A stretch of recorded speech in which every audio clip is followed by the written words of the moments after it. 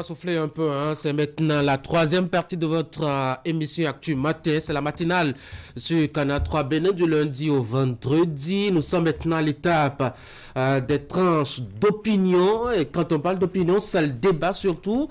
Mais quand on est lundi, le commentaire de Franck Carnot, qui n'est pas encore là, quelques soucis avec les aiguilles de sa montre. On va commencer avec ceux qui sont là, notamment William Cliquant. Bonjour William. Bonjour Ulrich. On a deux sujets à évoquer aujourd'hui. On a le sujet concernant la CEDEAO qui a décidé de la lever, ma foi, de quelques sanctions face au Niger, au Mali et au Burkina Faso. C'était samedi dernier. On parlera après de la question notamment de la révision de la Constitution et du code électoral avec justement ce rendez-vous ce matin au palais des gouverneurs à Porto Novo. Et ce rendez-vous donc des députés, on verra ce que ça donnera. En attendant, donc, on commence par ce qui fait le sujet dans la sous-région depuis samedi dernier.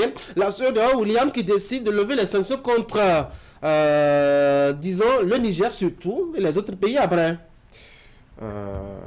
Revenu dans de bons sentiments, la CEDEAO, pour moi, c'est une nouvelle bonne, c'est une très bonne nouvelle, parce que 7 mois de soudure pour des populations à la limite affamées, c'est un pays de l'interland.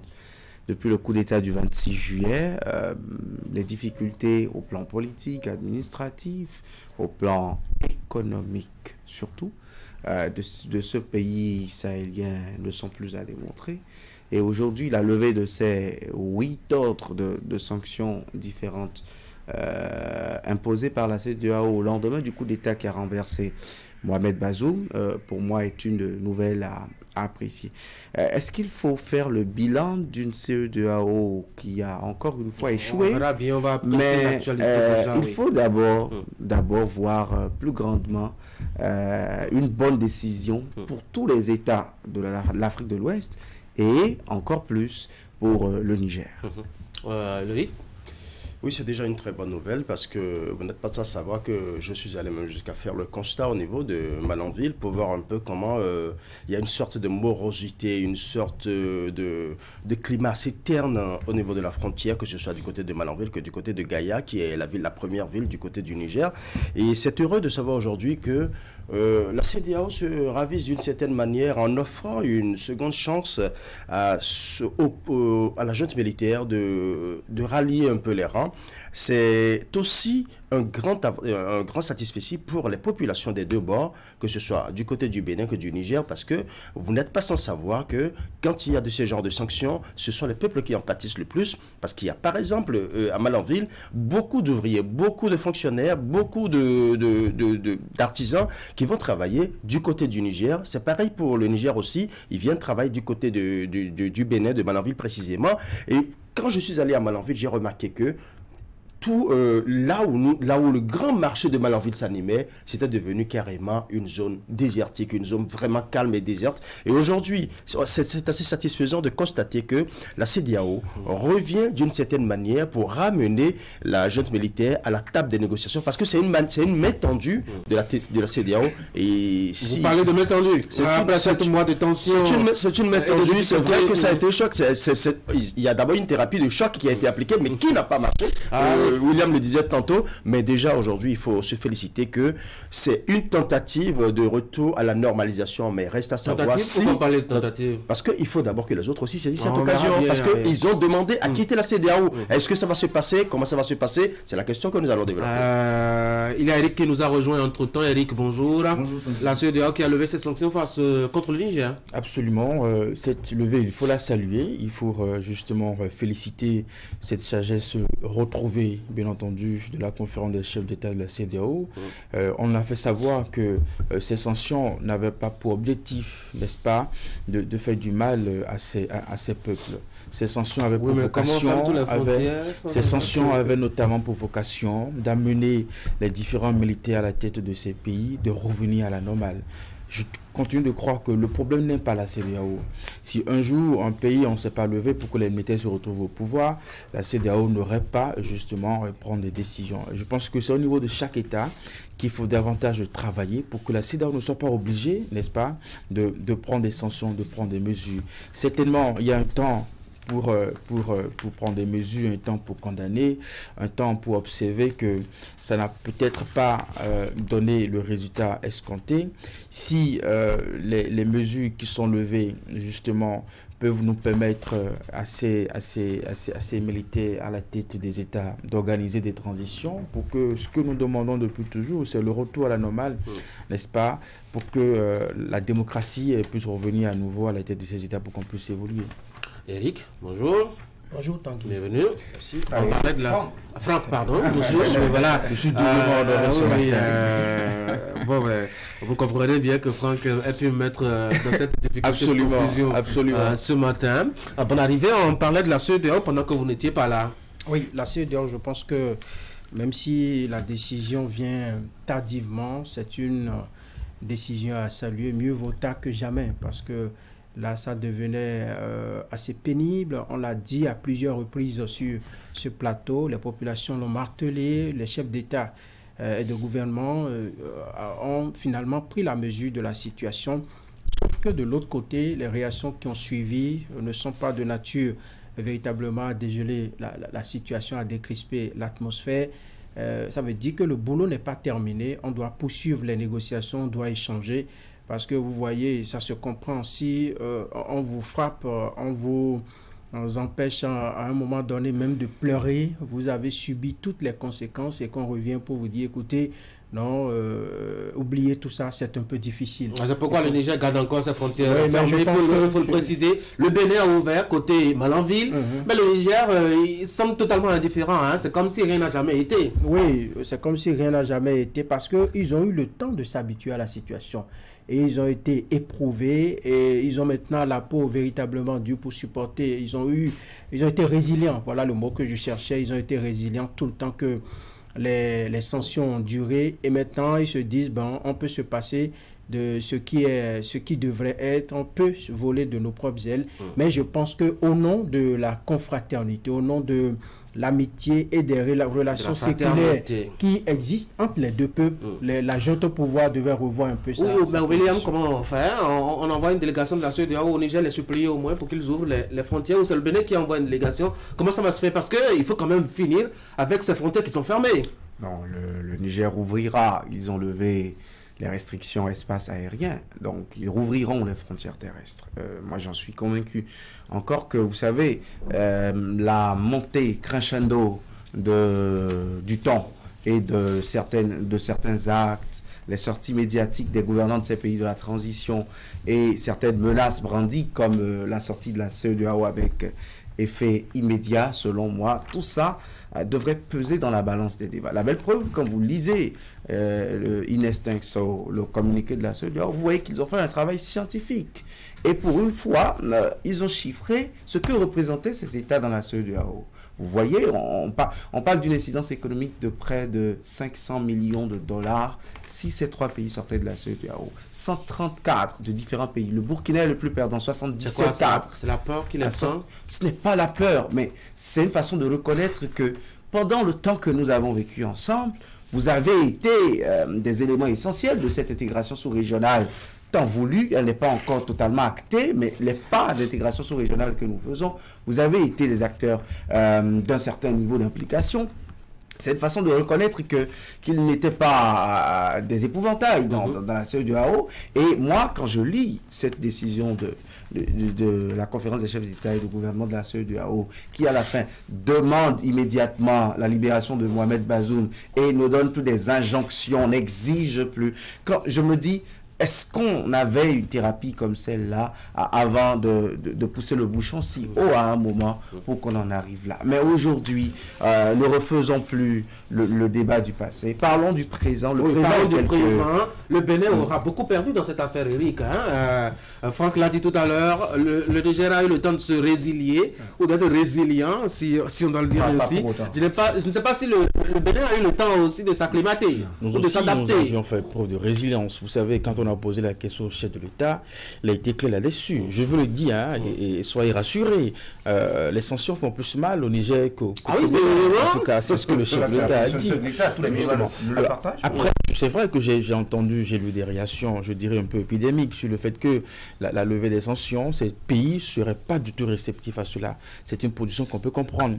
Quand vous les avez sevrés pendant plusieurs années, pendant plusieurs mois, qu'ils ont pris le temps de se débrouiller, un peu comme on le dit, n'attendez pas que, après la levée des mesures, quelques jours suffiront pour que ces pays redeviennent automatiquement vos amis, ou bien que l'ambiance qui existait au niveau de la sous-région, qu'on puisse véritablement retrouver cette ambiance. Je pense que on va laisser le temps de pouvoir nous faire évoluer sur ces aspects, n'est-ce pas, sur ces aspects.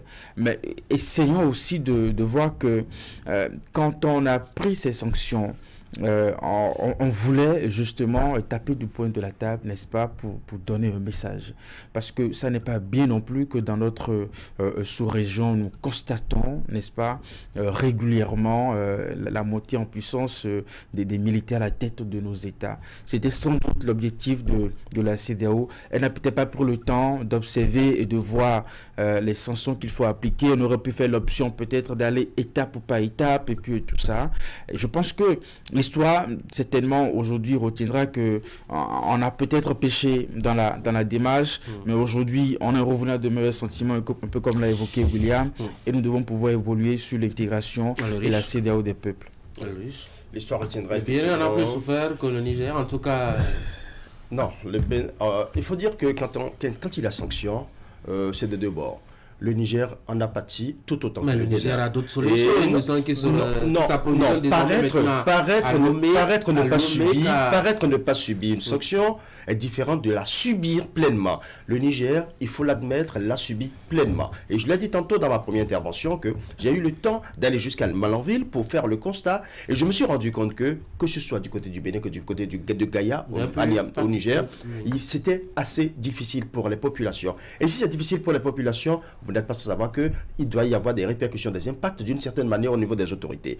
Et dire déjà aujourd'hui que il y avait d'autres solutions qu'on pouvait apporter. La CEDEAO a eu le temps de constater que la thérapie de choc initialement déployée n'était pas la meilleure. Il fallait aller de façon méthodique. C'est vrai que c'est une manière d'amener la junte militaire, ou du moins un exemple qu'on voulait donner à tous les autres pays, parce que à un moment donné on commençait par subir des séries de putsch, et on s'est dit non, il fallait quand même taper du poing sur la table. Mais est-ce que c'était la thérapie de choc qui devrait marcher? On a eu le temps de constater que ça n'a pas marché. Aujourd'hui, on revient d'une certaine manière à la négociation, à la diplomatie. Parce que vous n'êtes pas sans savoir que les trois pays ensemble qui sont en train de brandir la menace de parti, représentent à eux seuls 17%. Ils ont dit avec effet immédiat, mais il y a une procédure. Eux, ils le disent, ils disent qu'ils ont avec effet immédiat, mais il y a une procédure.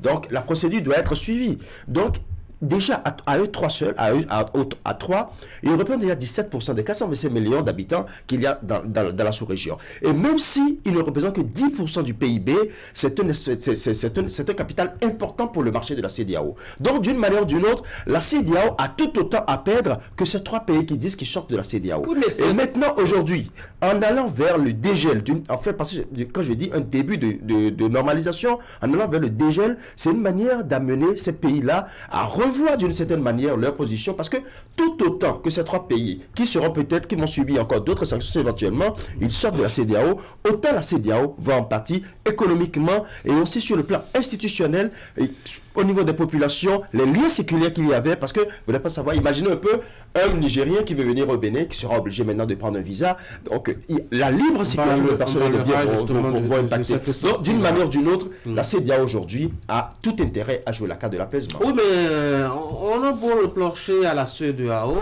d'avoir été trop vite en besoin, d'avoir brandi les muscles un peu plus tôt, que de n'avoir pas privilégié, je dois dire, le dialogue. Mais dans la sous-région, il y avait quand même péril à la demeure. L'incendie était là, vif. Il fallait prendre des mesures assez draconiennes pour pouvoir quand même arrêter la saignée. Et ce n'est pas du tout normal que des militaires chaque matin prennent le pouvoir comme ça à un civil bien élu. Il fallait prendre des mesures, mais draconiennes, je ne conviens pas de cela avec vous forcément, parce que nous voyons où est-ce qu'elles nous ont amené la coercition où est-ce qu'elle nous a amené la coercition de ces décisions. Vous savez, moi je pense que la CEDEAO devrait taper du poing sur la table à un moment donné, mais elle y est allée avec la mauvaise manière. Elle devrait faire comment? Elle a suivi ses tests. Quel texte? Ses propres tests. Beaucoup de juristes de droit international et spécialistes de l'intégration sous-régionale vous montreront en quoi ces sanctions sont revêtues d'une inégalité incontestable. Est-ce que c'est dans les tests? Ce n'est pas dans les textes, il y a beaucoup d'abus. Oui, il y a beaucoup de sanctions qui ne sont pas dans les textes. Désolé, il y en a qui sont prévues. Il y a des dispositions bateaux, des dispositions très larges du protocole additionnel de 2015 de Lomé qui permettent aux chefs d'État en conférence, les chefs d'État et de gouvernement de prendre certaines sanctions qu'ils mettent sur le dos de ces dispositions-là, mais qui légitimement et légalement n'ont aucune base juridique selon les tests de la CEDEAO. Attention, parce que côté juridique, il y a eu un sérieux débat sur la légalité même de ces décisions. Et la condamnation par la Cour de justice de l'UEMOA, des États de l'UEMOA, sur les sanctions infligées 2 ans plus tôt, non, 1 an plus tôt, au Mali, cette condamnation a prouvé que parfois les chefs d'État, quand ils s'emportent et ils se réunissent à la conférence des chefs d'État et de gouvernement, ils oublient les tests. Non, maintenant, quand vous avez fait une question sur laquelle je m'en voudrais de ne pas opiner, les conséquences de part et d'autre. Le Niger a beaucoup plus subi cette crise que le Bénin parce que le Niger avait ses frontières fermées avec tous les États, mais côté bilatéral entre le Bénin et le Niger, je pense que même si les agrégats macroéconomiques disent à Patrice Talon que les Nigériens ont plus souffert que nous, moi je pense qu'il faut retourner chez les populations à la base pour leur demander. Quand vous dites ça à la télévision, les transporteurs béninois, les commerçants béninois, remplis de dettes, abasourdis et surtout annihilés par les conséquences économiques de cette crise, ne seront pas contents de leur gouvernement. Et si nous, journalistes, on donne caution à des affirmations comme celle-là, tant que les démonstrations scientifiques ne sont pas faites avec des données, des cadres et des institutions compétentes à la matière, je crois qu'on irait en besogne. Et là-dessus, moi, j'ai envie qu'on ne ressasse pas un passé qui, pour moi, est très douloureux. Je pense que sur la question de la légalité, de la légitimité, je pense que les chefs de l'État, de la CEDEAO ne peuvent pas se réunir pour prendre une décision si ce n'est pas inscrit dans les tests. C'est arrivé plusieurs fois. À moins qu'on me demande que ce soit... Elle-même l'a démontré. Dans le cas allié que vont c'est sûr que vous avez vu, on a attendu d'abord la Guinée, je crois, on a attendu le Mali, on a attendu le Burkina, et c'est parce qu'on a considéré que le Niger était la goutte d'eau qui a débordé, qu'il fallait quand même réagir promptement, qu'il fallait prendre des mesures hardies pour essayer de décourager ceux qui nourrissent ces velléités.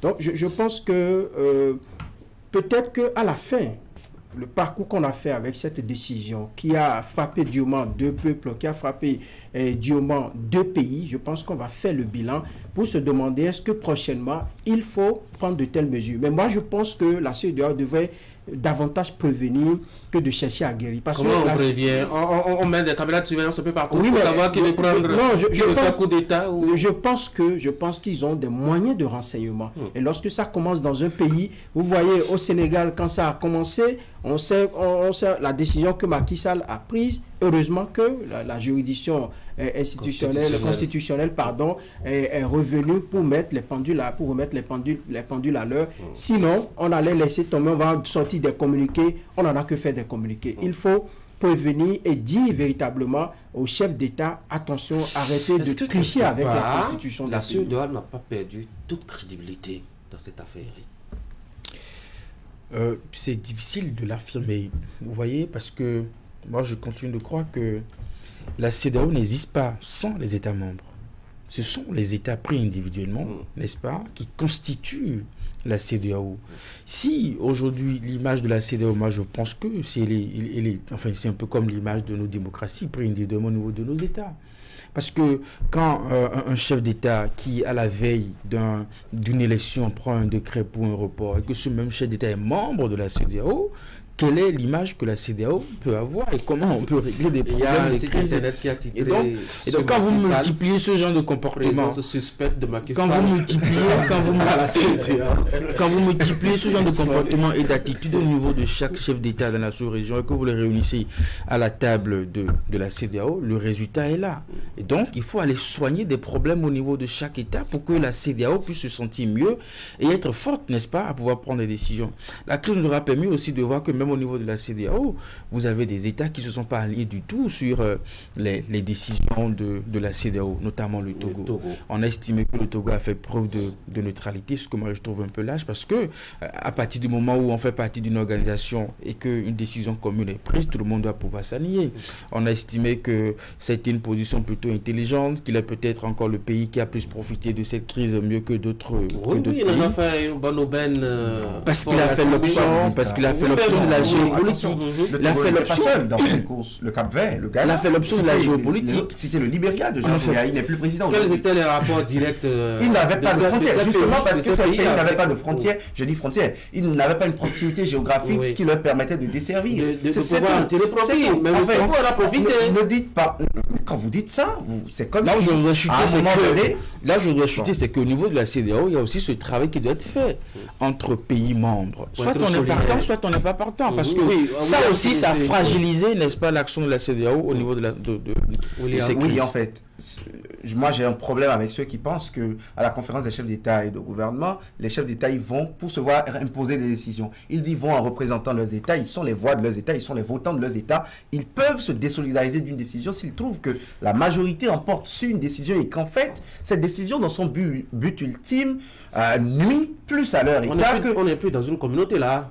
Attention, la communauté n'efface pas la souveraineté des États. Attention. Mais ça impose la solidarité. Ça impose la solidarité. C'est une partie de la souveraineté laissée. On est d'accord, théoriquement. Et pratiquement aussi, c'est le cas. Mais si les intérêts d'un État sont sérieusement en danger, ne demandez pas au chef d'État de se livrer. Je ne demande pas une médiation avec hardiesse comme le fait Faure Gnassingbé pour se faire une image à l'international. Mais je demande par exemple une discrétion totale comme le Ghanéen. Je demande une discrétion totale comme le Cap-Verdien sur le sujet.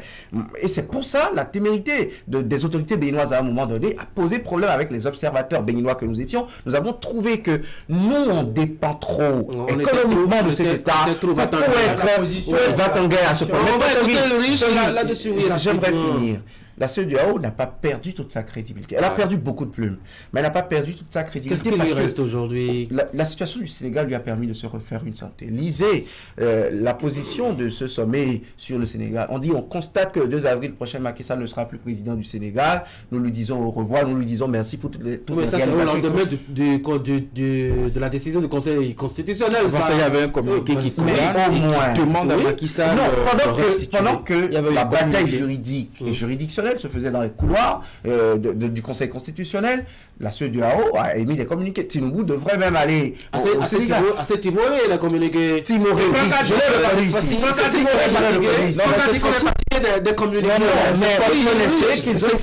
Dans le format, s'ils avaient fait ça pour Ouattara en 2020, on n'en serait peut-être pas là à un troisième mandat. Si, parce que, vous savez, ils ont même fauté eux-mêmes. On parle d'intégration sous-régionale, on parle de sanctions contre des États qui ont fauté à l'intérieur d'une sous-région et les principaux cadres autour de la table sont d'une couleur de peau que vous connaissez et représentent des chancelleries que vous connaissez. Quand c'est comme ça, vous avez perdu. Allez, ça c'est un autre débat. Bonne partie de votre crédibilité. Oui, j'aime bien l'enthousiasme qui anime mon cher ami William ce matin. Le plus important, il faut dire que la CEDEAO n'a pas encore complètement perdu sa crédibilité. D'une certaine manière, la CEDEAO a certes perdu beaucoup de plumes, ça il faut l'avouer, beaucoup de plumes, mais alors beaucoup de plumes. Et l'autre aspect, c'est que si aujourd'hui la CEDEAO se rattrape déjà sur le cas du Sénégal, je pense qu'elle aurait beaucoup à gagner en crédibilité.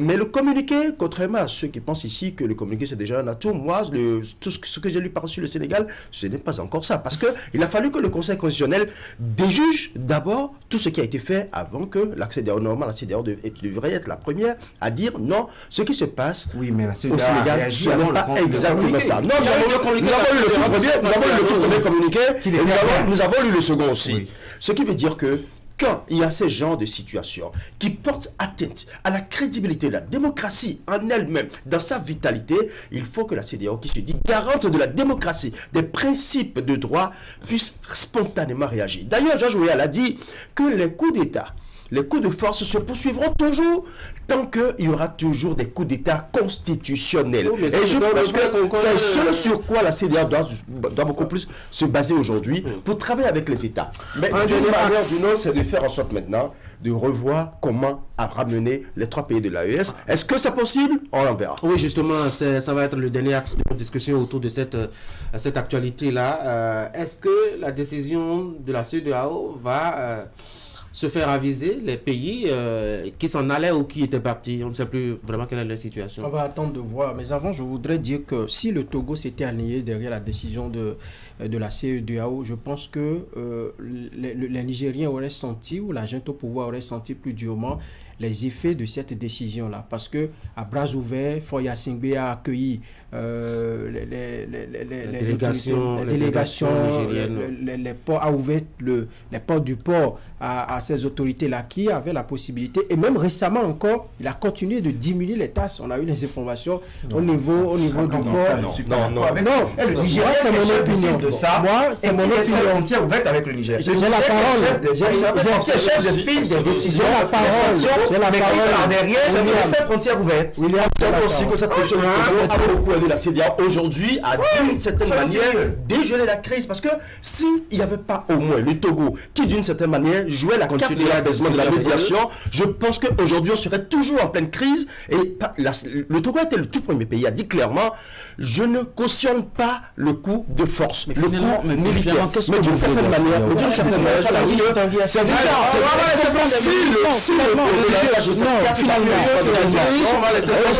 on n'aurait pas cette carte-là. Non, quand j'entends ces positions, c'est curieux que justement, quand j'entends ces deux positions, moi c'est mon opinion. C'est mon opinion. J'ai dit ceci, je reprécise. Et on vous le respecte. Mon opinion, j'ai dit si le Togo s'était aligné à respecter la décision, les amis nigériens auraient senti encore plus durement les effets de la sanction. Peut-être que cela les aurait amenés à vite revoir la transition. À vite revoir la sanction. Donc, quand on est dans une communauté, il faut faire l'effort. Encore que le Togo n'est pas un exemple en matière de gouvernance démocratique et tout ce que vous savez. Ah ben ils ont organisé régulièrement les élections, même si nous avons été reportés, mais ils ont c'est pratiquement une monarchie qui est là-bas. Non, c'est une démocratie. Ah bon, vous savez il y a des élections. Vous savez ce que vous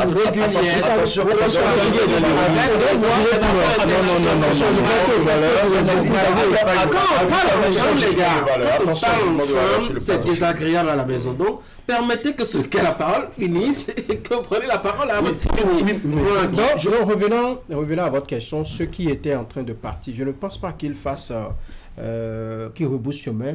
Ça va être compliqué. Ça va être compliqué parce qu'aujourd'hui, le Burkina, le Mali, le Niger ont pris beaucoup d'attaches et ont eu le temps de faire une petite expérience qui leur marche pour le moment. Peut-être qu'après la transition, quand les civils vont reprendre le pouvoir, on peut encore annuler tout ça et revenir à le Togo a fait de la géopolitique, il a pensé plus à ses intérêts, n'est-ce pas, plutôt que de s'aligner sur les décisions de la CEDEAO. Au Bénin, on a plutôt fait l'option de sauvegarder notre héritage démocratique. Vous savez, nous, on a connu des coups d'État dans une période donnée. À un moment donné, on a dit, bon, ok, d'accord, il faut mettre tout ça de côté et aller vers la démocratie. On ne peut pas être un pays qui a ce parcours et trouver que ce qui s'est passé au Niger, eh bien, il faut applaudir, il faut saluer, il faut rester tranquille, il faut rester... On n'a pas applaudi, et donc, non. Après, moi, je dis, qu'est-ce que nous voulons finalement de la CEDEAO? Soit on est dans une communauté, on règle les problèmes qui se posent au niveau de la communauté ensemble et de la même façon, ou nous voyons toujours ces problèmes, nous tournons notre regard ailleurs et nous allons continuer par vivre ces mêmes problèmes. Non, ce qu'il faut reconnaître, c'est que le Togo a encouragé le coup de force. Au même moment, on n'a jamais encouragé le coup de force.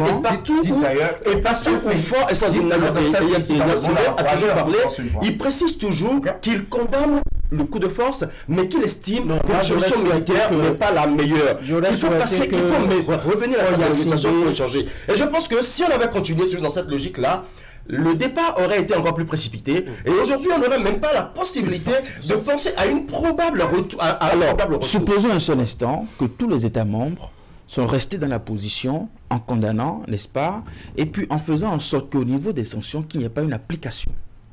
Ça rime à quoi? Un désordre. Allez, à William, notre réalisateur. de mettre la transition Non, pour vous ne nous pour que avez pas puissions- demandé. Sur le dernier axe, il y a autre chose. Il y a autre chose. Il y a autre chose. Je sais combien vous allez vous lancer dans une démonstration. Je ne dirais pas. Je dirais que ces États reviendront. Ces États reviendront, vous pensez vraiment? Oui. Ah Le bon? Maroc fait la cour. Le Maroc qui a toujours voulu rentrer dans la CEDEAO. Oui. Et pourtant, le Maroc, c'est la France. Hein. Et pourtant, ces trois États, bon, pas le Maroc, c'est pas la France. Oui, mais je suis- le Maroc, c'est un gros allié de la France. Je suis un peu choqué là. C'est un gros allié de la France. Oh. Mais pourtant, ils acceptent la main tendue du Maroc. L'Algérie s'est toujours positionnée. L'Algérie est même venue ici au Bénin pour cette crise. Ailleurs, les gens savent ce que représentent ces États. Et même par l'intégration sous-régionale, nous savons combien notre vivre ensemble est mis à mal par le départ. Et eux-mêmes n'ont pas intérêt à sortir. Oui, mais si le Maroc constate que l'AES, par exemple, a de fortes avancées, par exemple, sur le domaine de la sécurité, sur les questions... Et que ça rend de ses solidarité, intérêts. Que ça porte... Le Maroc on va dire, à lui seul le Maroc va réfléchir. le Maroc à lui seul peut soutenir trois Allez, États. William, Comment? Pendant combien de temps? on va faire la transition pour le commentaire de ce matin.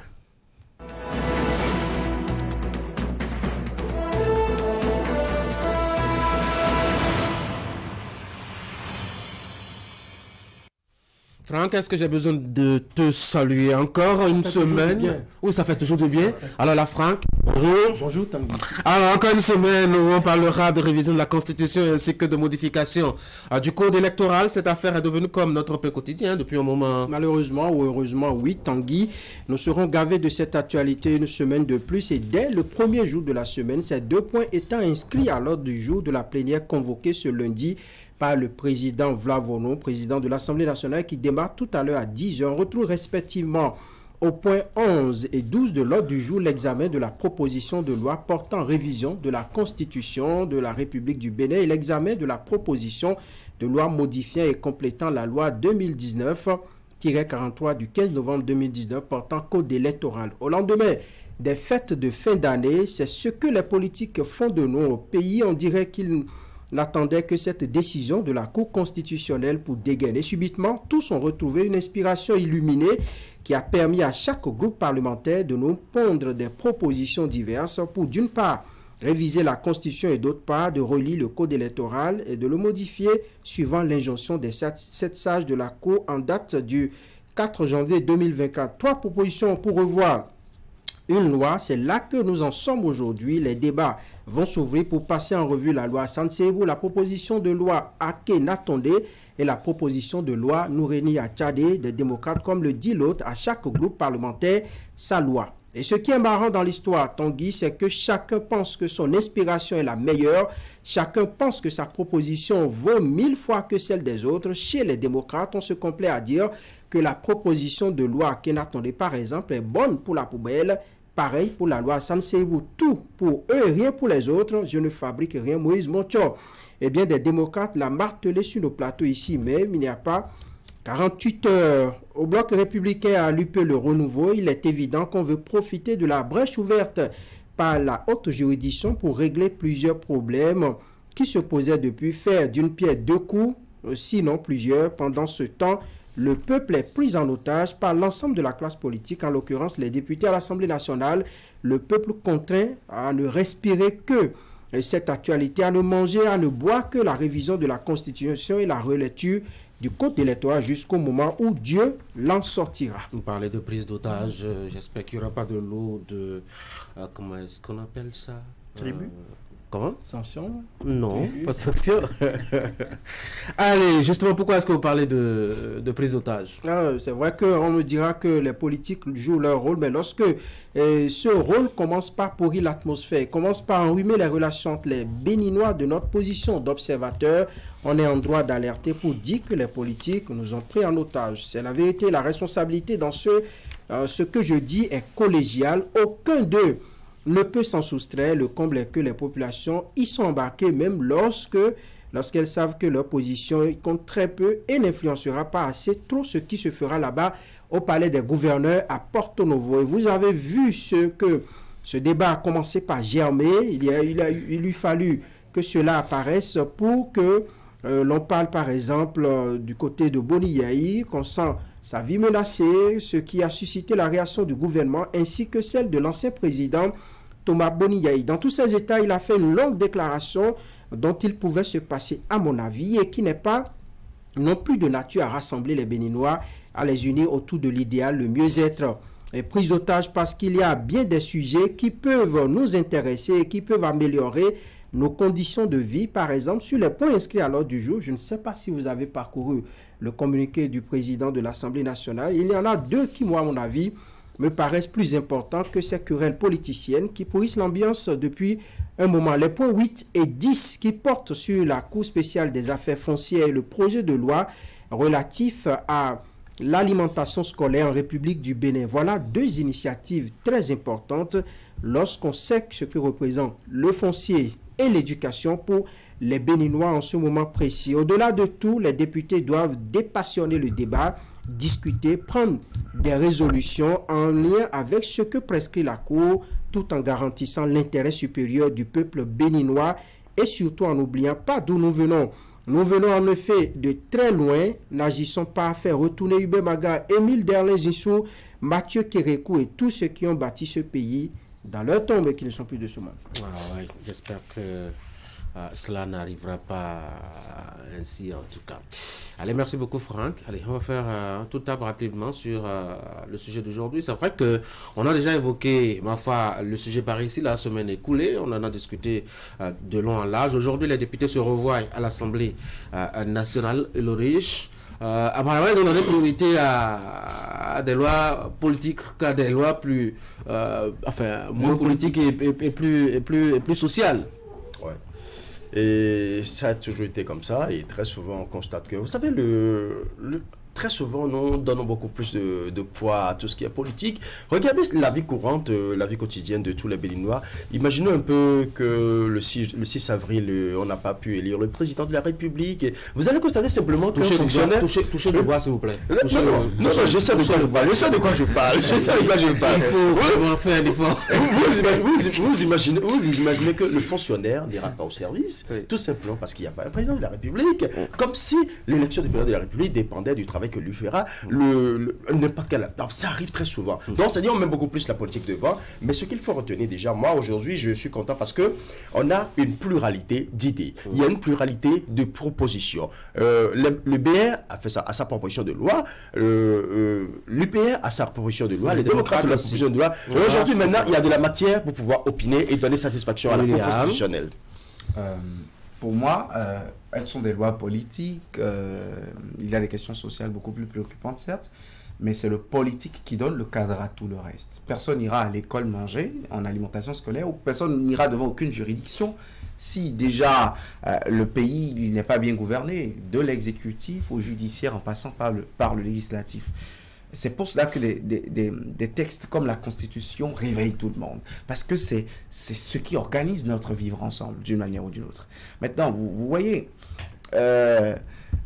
prioriser ces lois, c'est normal. Parce que ce sont des questions qui, d'une manière ou d'une autre, doivent être évacuées pour que ce débat finisse. Parce que depuis le 4 janvier 2024. On est fraîchement entré dans la nouvelle année. La Cour constitutionnelle a rendu une décision. Et depuis que nous avons commencé l'année, c'est ce qui nous occupe. Dites-moi une seule semaine pendant laquelle 3-4 fois, nous n'avons pas parlé de ces sujets sur Actu Matin ici. Et il a fallu que nous fassions preuve de tact pour parler de questions sociétales la semaine dernière et nous échapper et déroger à cette actualité. C'est pour dire en fait que ça nous occupe et c'est le moment d'évacuer. Maintenant, dans la balance, vous savez qui ont de chance. Ils ont pour rester renouveau à une position un peu plus conciliante avec sa sœur jumelle siamoise, un bloc républicain sur la proposition de révision de la Constitution. On ne connaît pas la position du BR par rapport au projet de loi modifiant le code électoral de l'Union progressiste, le renouveau, sachant que c'est le plan B quand même de la mouvance présidentielle au cas où la révision échouerait. Côté démocrate, on est 28. On est convaincu qu'on ne peut pas avoir adoption de sa loi. Que fera-t-on de la loi à C'est quel la question que j'allais vous poser en deuxième ressort tout à l'heure. Allez. Donc, sur la première question, je pense que nous exagérons un peu. Le tout politique s'ennuie, voyez-vous. Quand vous voyez les démocraties que nous essayons de copier, ce n'est pas à 2 ans de chaque élection qu'il faut toujours revenir sur le débat de toilettage des tests électoraux. C'est pas parce que vous allez aux États-Unis, on prépare des élections, mais actuellement chaque parti parle de son projet. On fait des primaires au niveau de chaque parti. Vous n'avez pas là-bas en politique du 1er janvier au 31 décembre. Mais pas pour toiletter les tests, mais pas pour revoir le mécanisme électoral. Nous, chaque année, c'est comme si c'est la première fois que nous organisons des élections dans le parcours de notre pays, et chaque fois, on revoit toujours le mécanisme qui organise les élections. Vous allez dans ces pays, au niveau de chaque formation politique, on parle de ce qu'on propose, n'est-ce pas, pour la suite du développement. Pareil qu'en France également, on n'est pas en train de remettre en cause le code électoral, on n'est pas en train de remettre en cause la Constitution, on n'est pas en train de remettre en cause la Sénat, on n'est pas en train de remettre en cause tout le mécanisme des élections. Chaque parti est en train de proposer ce qu'il va faire, n'est-ce pas, pour le développement du pays. Nous n'en sommes même pas là, on ne sait même pas encore au niveau de chaque formation politique qu'est-ce qui va se passer au niveau des candidats, ce qui sera proposé, mais nous sommes en train de remettre en cause encore tout le mécanisme électoral. On parle encore du toilettage du code électoral. C'est comme si c'est la première fois que nous avons un code. Bon, je pense que pour la session de ce matin, la dernière fois on a trouvé les formules de gymnastique pour un report. J'espère que ce matin, on ne va pas profiter de micro en panne ou de siège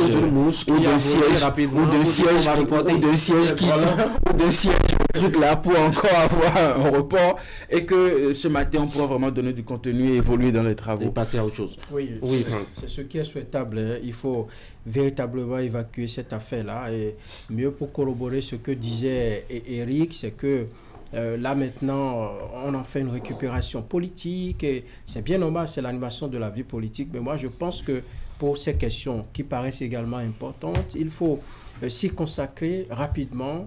Ça fait déjà bientôt 8 ou 7 semaines que nous en parlons. Et donc, moi, je pense qu'il faut aller vite. Si nous ne voulons pas réviser la Constitution, rangeons-la et passons à autre chose. Si la relecture du Code électoral, ça c'est une injonction, on doit revoir ce qui est dedans. Et n'oubliez pas que la proposition faite par Nourini Achadi, je ne sais pas si on va l'introduire dans ce point 12 ou comment ça. Donc ça risque encore de créer des graissements dedans là-bas et les débats ne vont pas évoluer. On est un peu, disons, cloîtré dans un carcan. Là, on n'en sort pas. Moi, je pense qu'il faut évoluer et qu'on passe à autre chose. Parce qu'à 2 ans, effectivement, nous devons être en train, par exemple, de voir des visages. Il y a des politiques qu'on ne connaît pas. Et c'est à cette occasion-là, ils ont attendu cette guerre de révision, de relecture, pour sortir un peu de leur tanière. On ne les connaît pas. Des députés qu'on n'a jamais vus. Ils sont déjà faits là, je pense pas. Non, ils sont de leur niche. Et on ne les connaît pas. Moi, j'ai envie qu'on passe à véritablement aux choses. Des populations qui ont élu des députés qui ne connaissent pas.